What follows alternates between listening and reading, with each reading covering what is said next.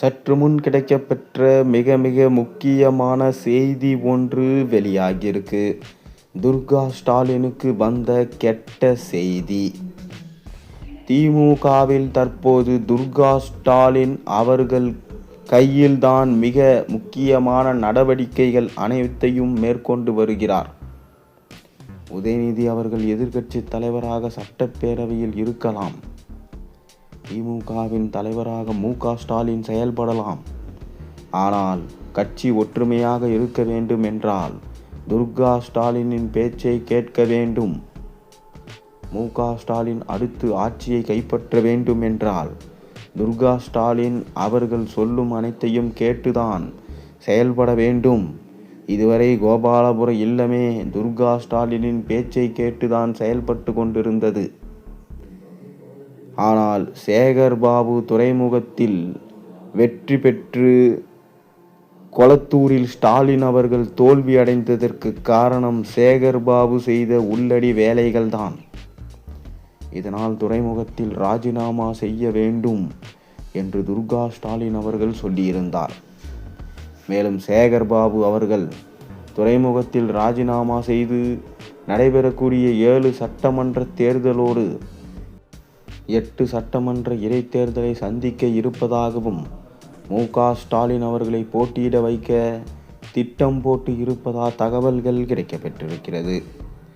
ஏற்கனவே உதயநிதி ஸ்டாலின் அவர்கள் மு.க. ஸ்டாலின் அவர்கள் மீண்டும் போட்டியிட்டால் அவர் மாபெரும் தோல்வியை சந்தித்து விட்டால் திமுகவில் உள்ள மாஜி அமைச்சர்கள், நிர்வாகிகள் மற்றும் மக்கள் அதிருப்தி அடைவாங்க. அதனால் மு.க. ஸ்டாலினின் 2வது முறை தோல்வி என்பது ஏற்றுக்கொள்ள முடியாது. அதனால் நிற்க வைக்க வேண்டாம் என கூறிவிட்டார். தொடர்ந்து உதயநிதி ஸ்டாலின் எதிர்க்கட்சி தலைவராக சிறப்பாக செயல்படவில்லை.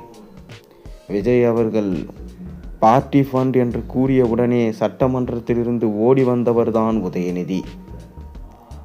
இதனால் திமுகவின் எதிர்காலத்தை காக்க வேண்டும் என்றால் சட்டமன்றத்திற்குள் ஸ்டாலின் வர வேண்டும். விஜய் அவர்களும் தொடர்ந்து உதயநிதியிடம் அப்பாவை தேடும் மகனை பற்றி உங்களுக்கு தெரியுமா என்றெல்லாம் கேள்விகளை எழுப்பியிருந்தார். அதில் மிகவும் கடுமையாக கோபம் கண்ட துர்கா ஸ்டாலினை எப்படியாவது நான் இடைத்தேர்தலில் நிற்க வைத்து சட்டமன்றத்திற்குள் அனுப்பியே தீருவேன் என தற்போது ஆவேசம் கொண்டு சேகர் பாபு செய்த உள்ளடி வேலைகளால் தான் ஸ்டாலின் அவர்கள் சொந்த தொகுதியான கொளத்தூரிலே தோல்வியை சந்தித்தார். அதனால் சேகர் பாபுவே தற்போது ராஜினாமா செய்யட்டும். அந்த துறைமுகம் தொகுதியில் மு.க. ஸ்டாலின் அவர்கள் தற்போது நின்றால் வெற்றி வாய்ப்பு என்பது பிரகாசமாக இருக்கும். மேலும் மு.க. ஸ்டாலின் தோல்வி அடையாமல் பார்த்து கொள்ள வேண்டும் என சேகர் பாபுக்கு உத்தரவுகளை பிறப்பித்திருக்கிறார். ஒட்டுமொத்தமாக வெற்றி வாய்ப்பை விட திருச்சி கிழக்கில் சேகர் பாபு அவர்களை ராஜினாமா செய்ய வைக்காமல் திருச்சி கிழக்கில் போட்டியிடலாமே என்ற கேள்வியும் பலருக்கு எழலாம். ஆனால் திருச்சி என்பது கே.என். நேரு மற்றும் அன்பில் மகேஷின் கோட்டையாக இருந்தது. அவர்கள் செய்த முறைகேடுகளும் கடந்த தேர்தலில் திமுகவுக்கு எதிராக விலக்கப்பட்ட ஓட்டுகளும் ஒட்டுமொத்தமான கருத்து கணிப்புகளும் நிறுவனங்கள் நடத்திய ஆய்விலும் மு.க. ஸ்டாலின் போட்டியிட்டால் முதல் சுற்றிலிருந்தே தோல்வியை தழுவுவார் என துர்கா ஸ்டாலின் அவர்களுக்கு ரகசிய மெசேஜ் வந்திருக்கிறது. இதனால்தான் சட்டப்பேரவையில் மு.க. ஸ்டாலினை கொண்டு சென்றால்தான் உதயநிதியின் அரசியல் எதிர்காலம் காப்பாற்ற முடியும். அடுத்த 10 ஆண்டுகள் நீடிக்க முடியும். எதிர்க்கட்சியாக உதயநிதிக்கு சரியான தகுதி தற்போது கிடையாது. அது துர்கா ஸ்டாலின் அவர்களுக்கு நன்றாக தெரியும். மேலும் துர்கா ஸ்டாலின் அவர்கள் தொடர்ந்து எப்படி ஸ்டாலின் அவர்களை சட்டமன்றத்திற்குள் கொண்டு செல்ல வேண்டும், அதற்காக ஒட்டுமொத்தமான அறிவிப்புகள் தான் மு.க. ஸ்டாலின் அவர்களை அரசியலில் நிலைநிறுத்த முடியும். மேலும் அவர் எடுத்திருக்கும் முடிவுகளை பொறுத்துதான் அடுத்த 20 ஆண்டுகளில் தாவேகாவை எதிர்த்து அரசியல் களத்தை காண முடியும். இதனால்தான் துறைமுகம் என்பது திமுகவின் கோட்டையாக இருந்தது. துறைமுகத்தில் சேகர் பாபு அவர்கள் போட்டியிட்டு வெற்றி அடைந்தார். சேகர் பாபுவால் தான் கொளத்தூரில் ஸ்டாலின் தோல்வியை தழுவியிருக்கிறார். இதனால்தான் சேகர் பாபு அவர்களை ராஜினாமா செய்ய வைத்து அந்த தொகுதியில் மு.க.ஸ்டாலினை போட்டியிட வைத்தால் நிச்சயம் எதிர்க்கட்சி தலைவராக சட்டப்பேரவைக்குள் சென்று விடுவார். மேலும் சேகர் பாபு அவர்களது பதவியை பறித்து அந்த தொகுதியில் தனது கணவரை போட்டியிட வைப்பது சேகர் பாபுவுக்கு கொஞ்சம் கோபம்தான். ஏனென்றால் நடைபெறக்கூடிய சட்டமன்ற தேர்தலில் 7 சட்டமன்ற தேர்தல் இருக்கிறது. அதில் ஏதாவது ஒரு தொகுதியில் ஸ்டாலினை நிற்க வைத்து அவர்கள் வெற்றியடைய வைக்கலாமே. ஏன் நான் தான் ராஜினாமா செய்ய வேண்டுமா? அந்த 7 தொகுதியிலுமா திமுகவுக்கு வெற்றி அடைவதற்கு வாய்ப்பு இல்லை. இதெல்லாம் சேகர் பாபு அவர்கள் துர்கா ஸ்டாலினிடம் கேட்க இருக்கிறாராம்.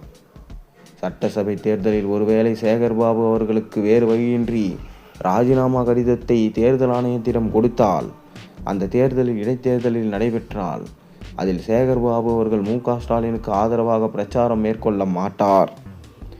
மேலும் சேகர் பாபு தற்போது தாவேக அல்லது பாஜகவில் இணையலாமா என்கின்ற பேச்சுவார்த்தையிலும் ஈடுபட்டு வருகிறார்.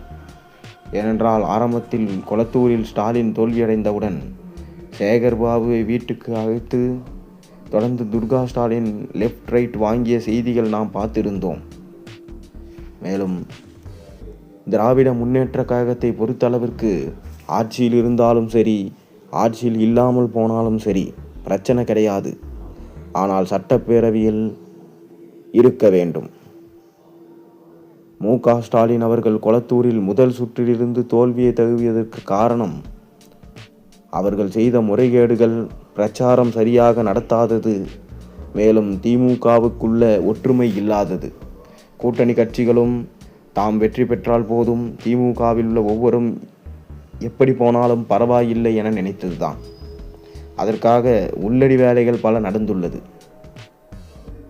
மேலும் ஒட்டுமொத்தமான தகவல்களும் இப்போது மு.க.ஸ்டாலின் அவர்களது மனைவி துர்கா ஸ்டாலின் அவர்களுக்கு சென்று விட்டது. கணவரின் தோல்விக்கு சேகர் பாபு தான் காரணம். உடனடியாக அவர்தான் இதற்கான நடவடிக்கைகளை எடுக்க வேண்டும். அவர் இந்த பதவியை விட்டு கொடுக்க வேண்டும். இதனால் அடுத்த கட்ட தேர்தலில் அவருக்கான வாய்ப்புகள் வழங்க வேண்டும். இதுதான் சேகர் பாபு செய்யக்கூடிய பரிகாரம் என்பதற்கேற்ப துர்கா ஸ்டாலின் அவர்கள் சேகர் பாபுவுக்கு கண்டிஷன் போட்டிருக்கிறார். இன்னும் 3 நாட்களில் சேகர் பாபு அவர்கள் தனது முடிவை அறிவிப்பார் என செய்திகள் வெளியாகும் என சொல்லப்படுகிறது. மேலும் சேகர் பாபு தற்போது இந்த விஷயத்தை கேட்கவில்லை என்றால் கண்டிப்பாக சேகர் பாபுவின் அடிப்படை உரிமை அனைத்தும் படிக்கப்படும். மேலும் அவர் இனி அரசியலிலே நிற்க முடியாதபடி அவர் கைது செய்யவும் அதிக வாய்ப்பு இருப்பதாக சொல்லப்படுகிறது. அதனால்தான் சேகர் பாபு திமுகவை விட்டு ராஜினாமா செய்துவிட்டு தொடர்ந்து பிஜேபி அல்லது தாவேகாவில் இணையலாமா என்கின்ற யோசனையில் இறங்கியிருக்கிறாராம்.